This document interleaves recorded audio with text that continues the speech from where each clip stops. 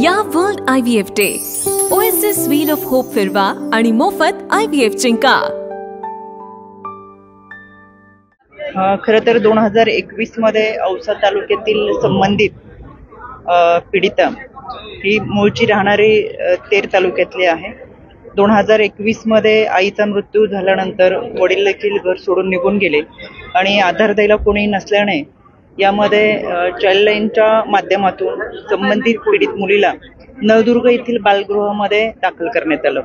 बालगृहामध्ये दाखल केल्यानंतर 2021 पासून 2023च्या दरम्यान पर्यंत संबंधित मुलगी सातत्याने आजारी पडत असल्यामुळे तिला पुन्हा एकदा औसा येथील सेवालय येथे या संस्थेत दाखल करण्यात आलं। सेवालय येथे दाखल करण्यात आल्यानंतर खऱ्या अर्थानं तिचं मेडिकल, तिचे औषध या सगळ्यांसाठी या सेवालयामध्ये तिला त्या सुविधा दिल्या जात होत्या। पण यामध्ये ज्या पद्धतीने या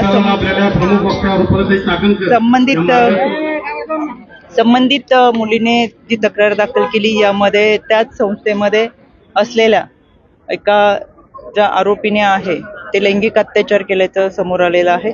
यामध्ये लैंगिक अत्याचार केल्यानंतर मुलीचं ॲबॉर्शन केलं गेलं असं मुलीने तक्रारीत म्हटलेलं आहे। त्याच्यामुळे 25 तारीख म्हणजे आजच पहाटे 0 FIR दाखल करण्यात आलेली आहे।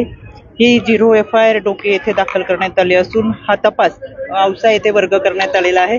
यामधील औसाचे वरिष्ठ पोलीस निरीक्षक सुनील रजितवाड यांच्या मी संपर्कात आहे। मळसासे म्हणून तपास अधिकारी आहे, त्याचा तपास करतात आहेत। आता काही क्षणापूर्वी संबंधित मुलीला ही मेडिकल तपासणी करण्यासाठी घेऊन गेलेले आहेत। यामध्ये FIR दाखल झालेली आहे। संस्था चालकांनी याच्याकडे दुर्लक्ष केलेलं आहे का, अधीक्षकांचं दुर्लक्ष होतं का, जिल्हा महिला बाल विकास विभागाच्या वतीनंच ही खरी तक्रार दाखल केली गेली आणि 2021 मध्ये पण संबंधित मुलीला नळदुर्ग येथे दाखल केलं होतं। त्याच्यामुळे पोलिसांना ह्या अतिशय सक्त अशा सूचना देण्यात आलेल्या आहे। संपूर्ण घटनेचा तपास करावा, त्याचबरोबर मेडिकलमध्ये ज्या पद्धतीने मुलीने FIR दाखल केलेली आहे, या FIR मध्ये ज्या काही घटना सांगितलेल्या आहेत, जो घटनाक्रम सांगितलेला आहे आणि ज्या पद्धतीने काही व्यक्तींची नावं घेतलेली आहे, या सगळ्यांचा तपास व्हावा। मेडिकल तपास झाल्यानंतर खऱ्या अर्थाने रिपोर्ट आपल्याकडे आले की अनेक गोष्टी आपल्या समोर येतील आणि मी सातत्याने या पोलीस तपास अधिकारी असतील आणि पोलीस असतील यांच्या संपर्कात आहे। राज्य महिला आयोगाच्या वतीनं आम्ही याची दखल घेतलेलीच आहे, पण मी या घटनेचा पाठपुरावा करेलच। संस्थेच्या माध्यमातून काही बेजबाबदारपणा करण्यात आला असेल तर त्यांना देखील कडक कारवाईला सामोरं जावं लागेल। यामध्ये कोणालाही पाठीशी घातलं जाणार नाही, अतिशय कडक अशी कारवाई केली जाईल। दौंडमध्ये आमदाराच्या भावानं गोळीबार केला, त्याच्यामध्ये सातत्यानं आरोप केला जातोय की एक महिला देखील जखमी झाली। या संदर्भात काय माहिती आहे का? आणि आमदार मला असं वाटतं आदरणीय दादांनी याबाबत सांगितलं की आमदाराचे भाऊ नसून नातेवाईक म्हणजे भाऊकीमधलं कोणी त्याच्यामध्ये आहे। दुसरी गोष्ट, तपासामध्ये अनेक गोष्टी समोर येतील। तपास चालू असताना ज्या गोष्टी समोर येतील त्या आपल्या समोर मांडण्याचा प्रयत्न आम्ही निश्चितपणे अशा इच्छा व्यक्त केली आहे की अजितदादांनी मुख्यमंत्री व्हावं, कार्यकर्त्यांची इच्छा आहे। नेमकं गेली अनेक वर्ष आम्ही पक्षामध्ये काम करतो। पक्ष स्थापनेपासून आम्ही सगळे कार्यकर्ते पक्षामध्ये काम करत असताना प्रत्येक कार्यकर्त्याचं एक स्वप्न असतं, आपला नेता मोठा व्हावा। आणि खऱ्या अर्थानं केवळ माझीच नाही, बारामतीकरांची तीव्र इच्छा आहेत, पण त्याचबरोबर महाराष्ट्राच्या कानाकोपऱ्यामध्ये राष्ट्रवादी काँग्रेस पक्षाचा झेंडा घेऊन पक्षाची विचारधारा पोहोचवणाऱ्या कार्यकर्त्याच्या भावना आहेत की दादांनी मुख्यमंत्री व्हावं आणि ह्या भावना व्यक्त करणं याच्यामध्ये गैर असं काही नाही। पण त्यापुढे मी असंही म्हणलं, फक्त आम्ही बोलून चालणार नाही, तर कार्यकर्ता म्हणून आमची देखील मोठी जबाबदारी ती आम्हाला पार पाडावी लागेल। खरं तर सामनामधून अनेक जे आहे ते टीका करण्यात आली, मंत्र्यांची गच्चीती होणार, मुख्यमंत्री जे आहेत ते शहाणा रिपोर्टिंग करतात असं देखील सामनामध्ये म्हटलं। कसं बघताय असं? मला असं वाटतं दादा वेळोवेळी या संदर्भात आपल्याशी बोलत असतात। सविस्तर माहिती या संदर्भात दादांनी काल देखील दिलेली आहे। वरिष्ठ पातळीवरच्या ह्या सगळ्या निर्णय प्रक्रिया आहेत आपण पाहतोय, त्याच्यामध्ये जी काही अपडेट येते ती आपल्या समोर आहे। कोकाटेंनी जे वक्तव्य केलं त्याकडे तुम्ही कसं पाहता? खरं तर आपण अतिशय जबाबदार लोकप्रतिनिधी म्हणून काम करत असतो।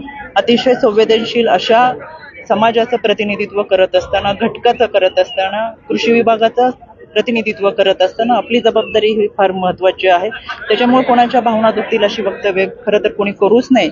आणि महाराष्ट्राचा बळीराजा ज्याच्याकडे आपण अतिशय आदराने पाहतो, ज्याच्यामुळे आपण जगतो, त्यांच्या प्रती असलेली भावना, संवेदना ही चांगल्या पद्धतीनेच व्यक्त झाली पाहिजे। त्याच्यामुळे निश्चितपणाने त्यांनी केलेलं विधान हे चुकीचं आहे। आता तुम्ही लाडक्या बहिणीचं कौतुक केलं, खरं तर या योजनेमुळे अनेकांना निधी मिळत नसल्याचं देखील सातत्यानं वेगवेगळे नेते आरोप करत आहेत। कुठेतरी ताण येतोय असं वाटत नाही या लाडक्या बहिणीला? आणि एका सांगलीमध्ये एकाने आत्महत्या केली बिल निघत नसल्यामुळे। मला असं वाटतं आरोप करणं आणि प्रत्यक्षात आरोप सिद्ध होणं ह्याच्यामध्ये फार तफावत असते। आरोप करणं सहज शक्य असतं, पण आरोप जोपर्यंत सिद्ध होत नाही तोपर्यंत आपण त्याला आरोप म्हणू शकत नाही. अर्थमंत्री म्हणून आदरणीय दादांनी अतिशय चांगल्या पद्धतीने राज्याचं नियोजन केलं आणि वेळोवेळी ते सांगितलेलं आहे, कुठेही कोणाच्या निधीमध्ये कपात केलेली नाहीये. लाडक्या बहिणींना सबल आणि सक्षम करत असताना मी मगाशी माझ्या भाषणामध्ये सांगितलं की आमच्या लाखो लाडक्या बहिणी आता मध्यम उद्योग, लघु उद्योग या माध्यमातून आता स्वतःच्या पायावरती उभ्या राहिल्यात. उद्योग व्यवसायाच्या निमित्तानं खऱ्या अर्थानं सबल होतात. एकीकडे ही देखील राज्याची प्रगतीची वाटचाल आहे. मोठ्या प्रमाणात या व्यवसायाच्या निमित्तानं गुंतवणूक करणं, अनेक महिलांच्या हाताला काम मिळणं, कुटुंब चालणं ही एक प्रगतीची बाजू असताना खरं तर कुठेच कुणाच्या निधीमध्ये कपात केलेली नाहीये, हेही दादांनी अर्थमंत्री म्हणून वारंवार सांगितलेलं आहे.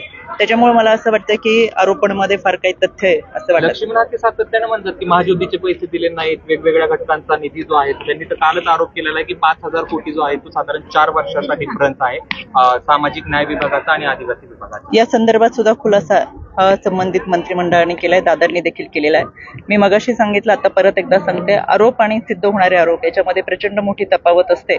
आरोप करणं सहज शक्य असतं पण ते आरोप सिद्ध करता येत नाही. त्याच्यामुळे केवळ एखाद्या व्यक्तीला बदनाम करणं, एखाद्या खात्याला बदनाम करणं, त्या व्यक्तीवर टीका करणं आणि स्वतःचं नाव मोठं करणं असं जर काहींना वाटत असेल तर ते अत्यंत चुकीचं आहे.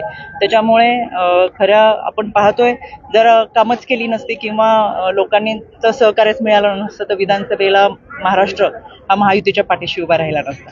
त्याच्यामुळे दिलेला शब्द पाळणारे नेतृत्व म्हणून दादांची ओळख आहेत आणि निश्चितपणाने माझ्यापेक्षा मला असं वाटतं आपण सगळे बारामती मधले पत्रकार सोशल मीडिया आहेत, त्याच्यामुळे आमच्यापेक्षा सकाळी 6 वाजल्यापासून कामाचा व्याप आणि कामाचा आवाका उरकणारे दादा तुम्ही जवळून पाहिलेले. त्याच्यामुळे हातकंगण आरसी किंव अशी म्हणायची वेळ आहे. त्याच्यामुळे मला असं वाटतं फार काही मी न बोललेलं बरं.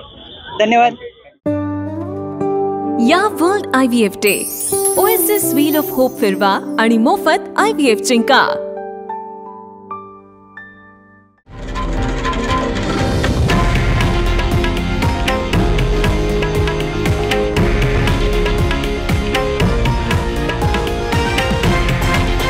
हे आहे देशातील नंबर 1 न्यूज नेटवर्क आणि आपण पाहत आहात TV9 मराठी, एकमेव.